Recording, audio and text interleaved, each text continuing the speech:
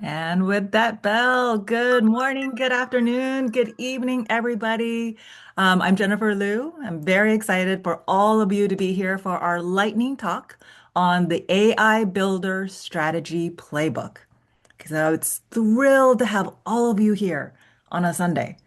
And that also tells me one thing, that many of you are seriously considering how AI is transforming the craft of building product and impacting you and your careers. And so AI can be very impressive and do amazing things, but it can also be tricky. It can do impressive things, but that's only great if it solves the right problems, if it's adding real business value. Otherwise, it ends up being months on the work and things that are ended up being gimmicky. You need to think not just about the user interface, but about quality, reliability, accuracy, predictability. These things are critical in designing experiences that people trust, especially when there's rising skepticism about AI, hallucinations, etc. And then last but not least, it's great to do a prototype, but now the bar has risen so that you also need to build scalable systems that can actually deliver real value, that actually work in the real world. And so this is where I love the quote by Mcdad Jaffer, who teaches our #1 AI PM certification course. We'll talk about more about that in a minute. But he says AI strategy isn't about adding new features. It's about rethinking the product so that AI becomes indispensable. I'll let that sink in for a moment. So it's not just about learning about how to build with AI. It's about really thinking about how do you think about building the right product so that it delivers value to users, the business, and it scales. And so that's where the AI PM course is an extremely valuable experience for those of you who are thinking about it or interested. It can give you the tools to be able to get hands-on and build, as well as the ability to think about, okay, well, how do we think about this in the real world with experts like McDad from OpenAI, as well as industry leaders that we have invited for the course to bring their real life expertise. So you translate concept to real life challenges. So with that, I'm excited to introduce our keynote speaker for today, also one of the keynote executive speakers for the AI PM certification course, Satyajit Salgar. If everybody can, if you're on camera, if you can wave, or if you can at least throw a high five emoji and say, "Hi, Satyajit." We'll Hey, do an emoji hello or heart, whatever you prefer. Hello. Okay, Satyajit. I had the privilege of working with Satyajit back at Google. He's currently leading the applied AI team, building cutting-edge machine learning capabilities to transform products across Google. Also a speaker, an advisor, investor, board member, experiences across YouTube, building experiences that scale in search, as well as a deep background in computer science from Stanford. So, Satyajit, to start you off, yeah. what is a phrase or three words that you would use to describe yourself? Um, I like uh, curious, optimistic. I personally think funny, but I think my kids disagree with that one. Uh, Okay. they're like, "There's What do too you many mean by dad that? jokes. You got to stop." But yeah, I think those are the three words I'd use. Okay. Okay. All right. Off to you. Cool. Next slide. I'm really excited to chat with all of you. I think this is this is probably one of the most interesting times to be a builder, to be a product manager, to be an engineer, to be a designer. Uh, I think AI is fundamentally changing what we build, how we build, and even why we build. And I think it's worth thinking about, sort of what that means for us and what that means for our careers. And I think there's a few reasons why, right? Like if you think about all the factors that go into how you decide what to build and whom you're building for, all of that is changing quite significantly, right? If you think about competition, we used to love to say, oh yeah, we're like a year ahead or we're like months ahead of this other company. the reality is like AI is collapsing the speed at which people can build and how they build. And in fact, there's an advantage to almost sometimes starting from scratch.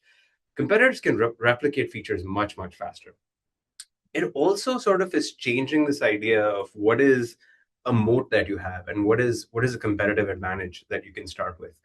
I think, sort of, I used to have this joke when teams did quarterly planning, which was, oh, we should write like a 1 year plan, and sometimes it'll take us 3 years to execute it. I think now it's like I'm seeing the opposite. Like I'll predict something will happen in like, oh yeah, it'll take us about 6 months or whatever, and we're finding it's happening much, much faster. And you really have to plan, but you have to adapt like really quickly, because AI is changing what people care about and how fast you can build things really, really quickly. Um, I think it's also changing how we build things, right? So I think we had this idea that like, as you sort of like, if you were building something complex, you really needed many more people. So you needed more engineers, you needed more resources. And what we're seeing on the ground is something quite different, which is, smaller teams are getting much further, much faster. I like to say what's happening right now is I think we're democratizing intelligence, right? So what these AI systems are is really intelligence that we're giving people.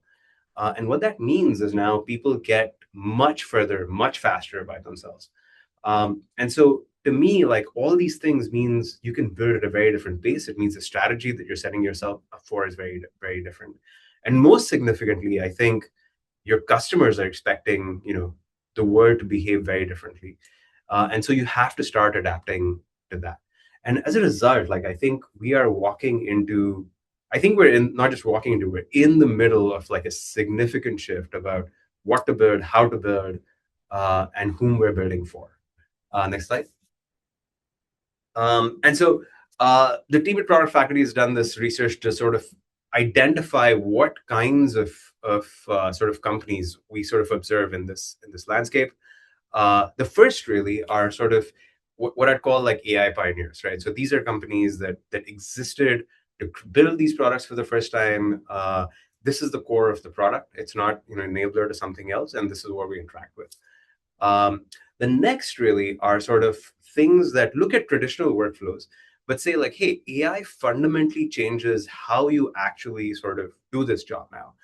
I'll go through some examples later.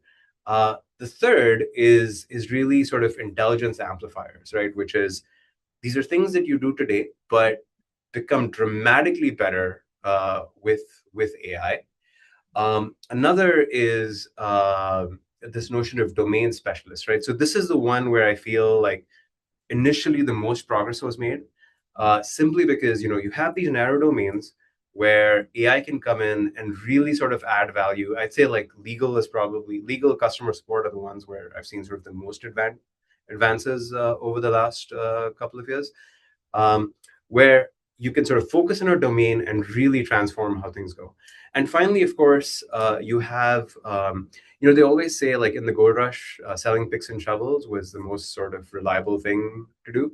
And I think, infrastructure enablers, there's so much excitement around what's happening with AI and frankly, we need tools to build better. And so I think that's another pattern of companies and products that you see that are doing really well. But I think what I'd like to focus on today is, sort of what does a AI product strategy mean? How many people feel like, sort of doing product strategy is an important part of your job? Raise your hands, or like if you're on camera, or yeah. And I think, product strategy is to me, it's like the core part of a PM job. You are defining what the game is of like, how will you succeed?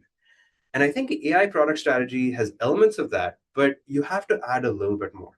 So the first thing you obviously do is you sort of, who am I building for?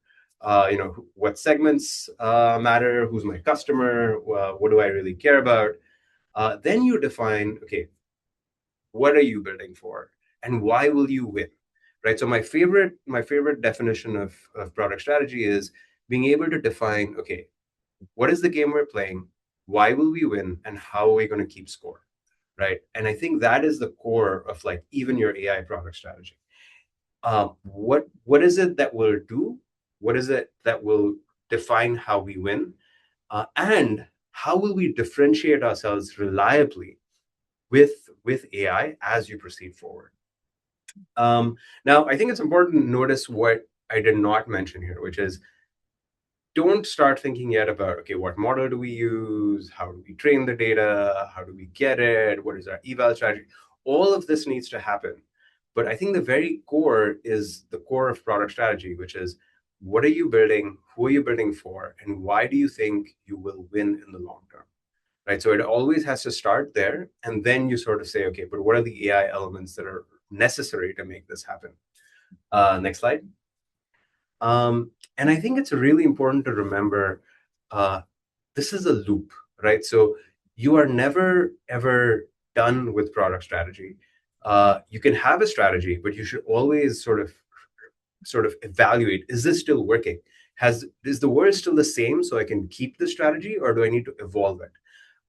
One of the execs I worked with for a really long time had this saying, which is you realize like early on in a product, you really need to build in order to see if you have product market fit, right? So you really need to build, see if people are responding to what you're building, and that tells you, okay, no, this is not this segment, this is this other segment that I need to go target. And getting that loop right is really, really critical.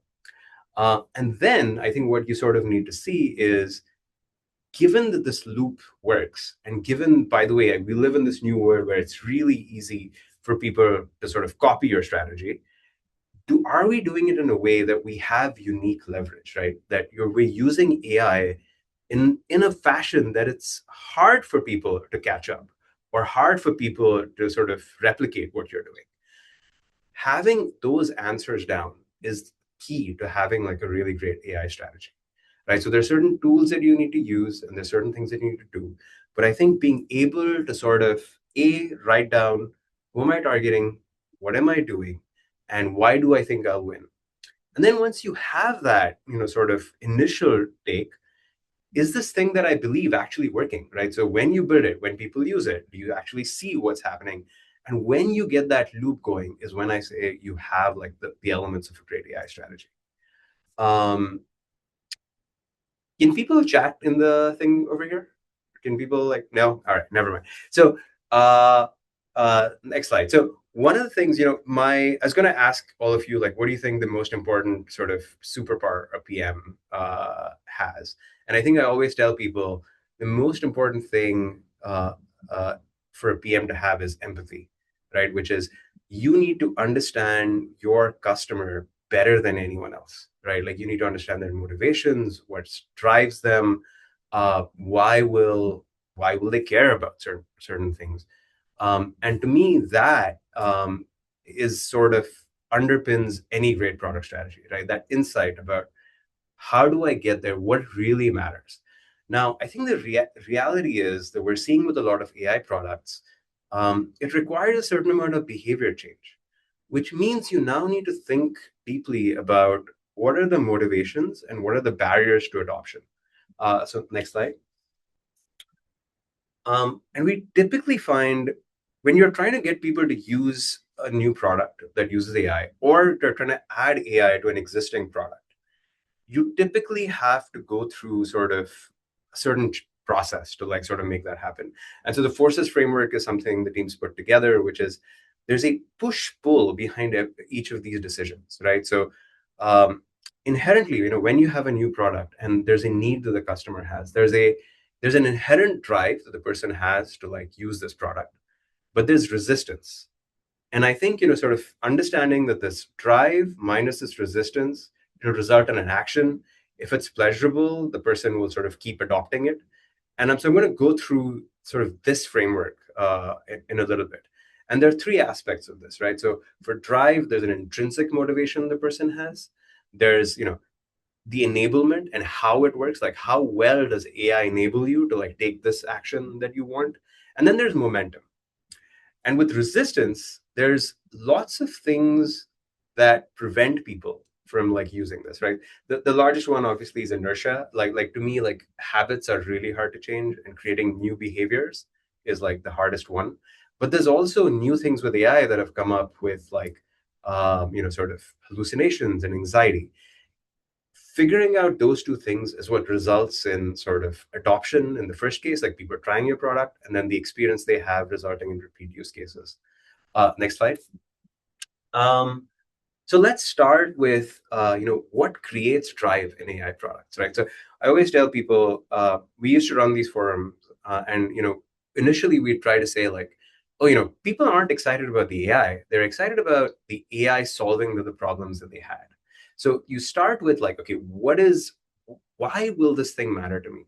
And typically it's some form of it will matter because it saves time quite a bit.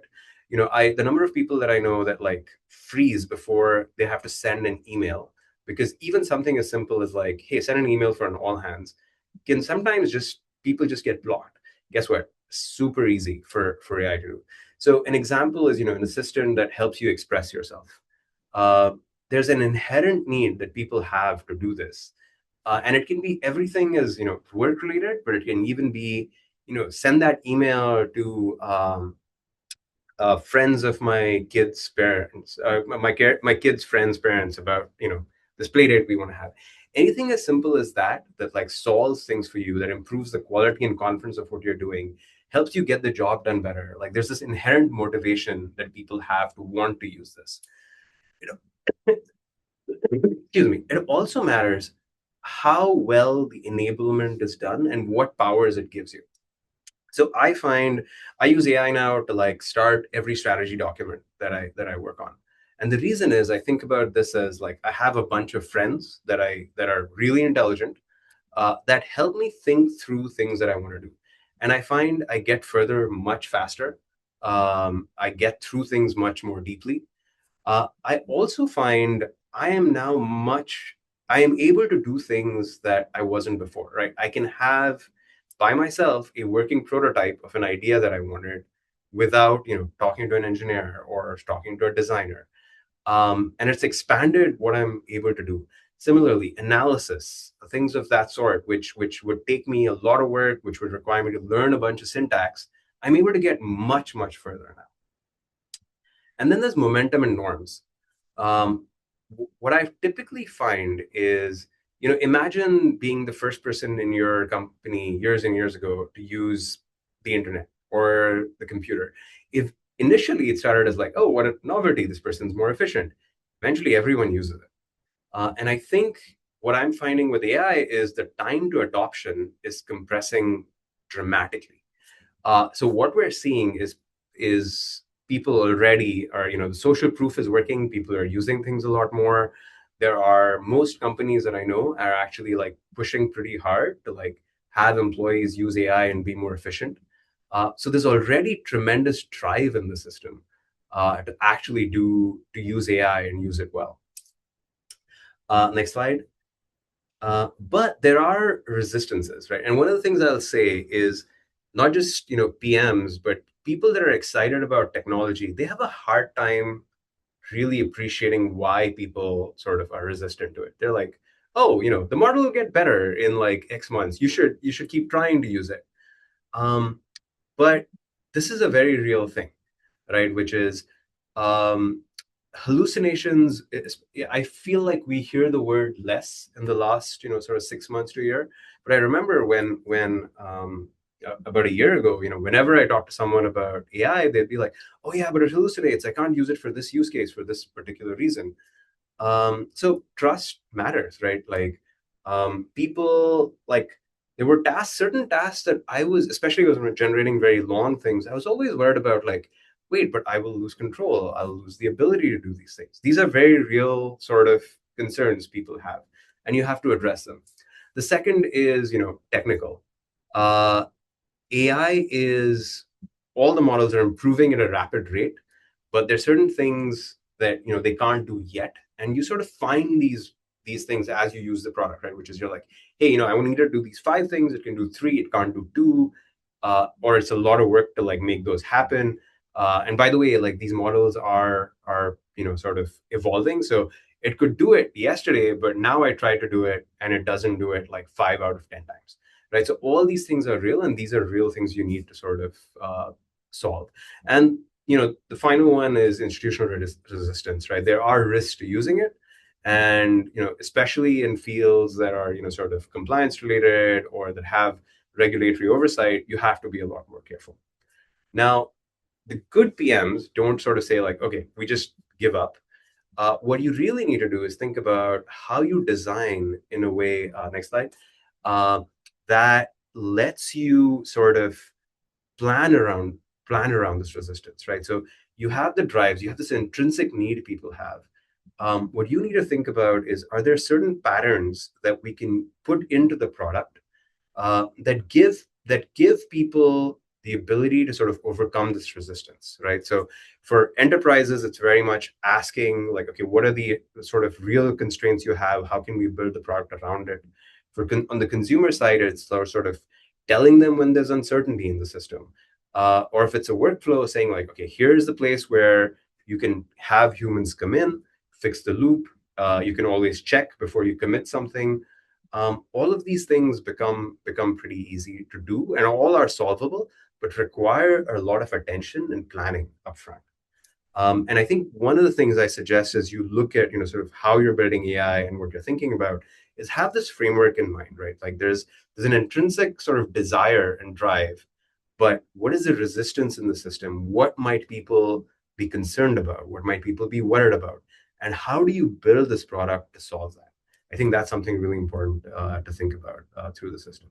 But solving that equation is what results in action, and giving them sort of, exceeding the expectations that they had is what results in repeated usage. And so that getting that loop right is really, really important. Next slide. So I what I want you to take away from this, right, is product strategy has never been more important in my mind versus in this AI world. And there are a couple of reasons why, which is I think having a clear idea of what you want to do, why you think you will win, has always been important for any product. I think you have to be a much more nimble in this new world when a lot of these things are constantly changing. Because you can have a great strategy, but 3 months later, a competitor has moved because they have an advantage. The models do something very different. The world has shifted. Consumers now have a new expectation, and you need to adapt that strategy. So being crisp, understanding all of that becomes like really, really critical. An AI strategy is not about shipping AI features, right? I do think initially, and this is very natural by the way, people get very excited about technology, and we should be, and they start sprinkling AI all over it. But that is not an AI strategy, right? Like that is not a way to create a sustainable AI advantage. Um, this time is probably the biggest thing that's shrinking, right? So the time to build, the time to like get something out, the time to get user feedback, all of that has changed like significantly. And so now you just have to iterate on this a lot faster. And so I think the thing that I encourage all of you is really everyone in the org should start thinking like an AI product leader. One of the things I do believe is job descriptions are sort of shrinking. I find the line between sort of an analyst, a designer, a researcher, a product manager, engineer, all of those lines are getting a lot blurrier. So really everyone interested in the space should be thinking like an AI product manager and decide, how do you sort of have the strategy and how do you win? And I just want to share context. As Satyajit said, it's critical more than ever to be nimble and to be able to think about not just how to build with AI, but to be able to figure out how to build the right things with AI. And so, in this context, for those of you who are interested, Maven's number one most popular by ratings, by number of ratings, is the AI Product Management Certification. It's taught directly by Mikdad Jaffer, working at the heart of OpenAI. Also, there's a lot of group activities to be able to bring it to context. I mean, Satyajit, when I hear you talk, it just feels so down to earth and just like real. And that's what we want, is to also be able to bring these real experiences to all of you with executive guests, case studies, talking about real world challenges, real context. And for also for all of you who to be able to build a real project coming out of the curriculum, along with technical support with AI Build Labs. And this has been around, so there's been a community of over 10,000 alumni that you can also network with so you are not alone. Okay, so we're going to take questions from Sataji in a minute. I do want to highlight a special promo code. So for those of you, if you are interested in building or shipping your own AI product, if you want to transition to an AI PM role, or if you want to step up to be that AI leader for your organization, or you just want to do better at your job, you can enroll. This code is available for $500 off. Sale ends on January 14th. I know it sounds kind of salesy when I say this, but this is a great curriculum. It's an opportunity to invest in yourself and to really be able to kind of have that forcing function to really go deep into AI and step up for you in your career. So highly recommend. Okay, we'll share that on the chat. The code is SAT 500. And with that, we want to take a few questions from for Satyajit. We've actually given the audience, there's quite a few of you here. We've taken solicited a few questions in advance just to streamline things. Okay, so a few Q&A questions. First one, Satyajit. It's from Tejas. Hope I pronounced that right. It says, there's a lot of social media hype around vibe coding and prototyping and doing away with PRDs. What's the right balance here? When do we build prototypes and when do we write PRDs as a AI PM? I'm curious your answer. Yeah. No, this one. I have a strong opinion on because I think there was this period of time where I saw a bunch of PRDs that were clearly written by AI, and I think that annoyed me more than anything else because I was like, this is not helping anyone. Let's talk about why PRDs. There's a range of PRDs, right? So there's PRDs that look more like specs, right? Which is you're defining how the product should work, why it should work a certain way, how do you validate certain data. And the idea was pretty, this is the sort of first few PRDs that I think most PMs write. And the idea is you write this, you hand this to an engineer, and the product gets built, right? Like that was the rough idea of like this PRD or the spec. But over time, like I think a lot of PRDs also became sort of these living strategy documents about why are we doing this? What are we building? Why does it matter? What is the competitive landscape, etc. Now, I think the reality is AI is pretty decent at generating sort of what looks like a pretty good strategy document slash PRD. And so I've seen a bunch of examples of people using it. But I think to me, like I think a genuine question is when something looks like a spec, you have to ask yourself, why am I writing this? Why am I not just vibe coding it myself? Right? Which is, what is whom am I going to, especially if you're just trying to see if this thing works, is there value in it? Can I show this to a few people and see if I'm getting a good reaction? I think those, you shouldn't be writing PRDs. I think it's a very good question. Or rather, I think the way an exec that I worked with recently put it, you should ask yourself, like, what you should really ask yourself, should I not be vibe coding this instead if it looks like a spec? On the other hand, if what you're trying to do is, sort of, frankly, refine the org's thinking and your own thinking about why you're doing certain things, there you should be writing it down, right? Like you should be, and again, like I think that's more of a strategy document than a strictly what you'd call a requirements document. But I think there, like you should use AI to like enhance your thinking, to challenge your thinking. You should iterate on the document with it, but really that should be a document that you write. So I think that's the way I think about these things, which is you always start with. I think now you have the ability to always start with, okay, maybe I need to write something, but really, can I not just feel it myself? That's the way I put that over there. Okay, I like that breakdown. Okay, next question is from Leo. As the AI landscape changes weekly, what core competency should an aspiring senior PM focus on building right now to stay relevant and lead effectively for the next 5 years? Yeah, I recently answered this question for there are a bunch of people that are graduating college that asked me this question, and I started to think about, okay, does that change significantly if you're sort of more sort of senior in your career? And I realized like the elements of the answer are the same. So I'm going to repeat elements of what I said. The first thing is I think this technology is changing rapidly and is evolving very fast, but it's going to be harder to catch up the longer you sort of sit on the sidelines. And I am surprised at how many people are still sitting on the sidelines. And sort of, I'm shocked by sort of very senior leaders across like smaller companies, larger companies. They'll say to me like, yeah, we're not sure if it'll still matter. And I was like, wait, like if you said this a year ago, I think that would have been crazy. If you said this 2 years ago, it would have been crazy. The fact that you're saying it now, it just drives me insane. So to me, the number one thing is frankly sort of trying all these tools, seeing what's possible. It's very hard for everyone to like be good at everything or know everything, but starting to sample these things, feeling them for yourselves is really, really important.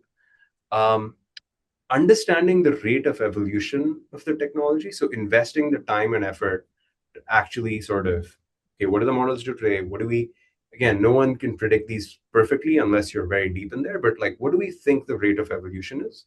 I think sort of having an understanding of that is really, really critical. It'll help you form an understanding of like, okay, how do we build these products? What is the rate of change of what's going on? And again, like we've been through these transitions before, right? Like I think this is an accelerated iteration of it. But imagine being in a time before sort of mobile phones existed, or before the internet existed, or even before the PC existed.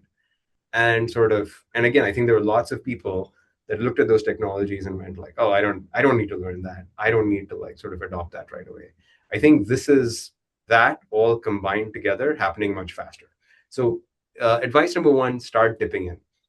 The second thing I would say, and actually like I'd say start learning these skills, start investing in sort of picking up these hard skills. The second thing I would say is over time, what will happen is AI will give these abilities and powers to everyone, right? So we're going to go from an area where you had to invest a lot of time and effort in like doing data analysis and doing design and generating sort of these vibe coded apps.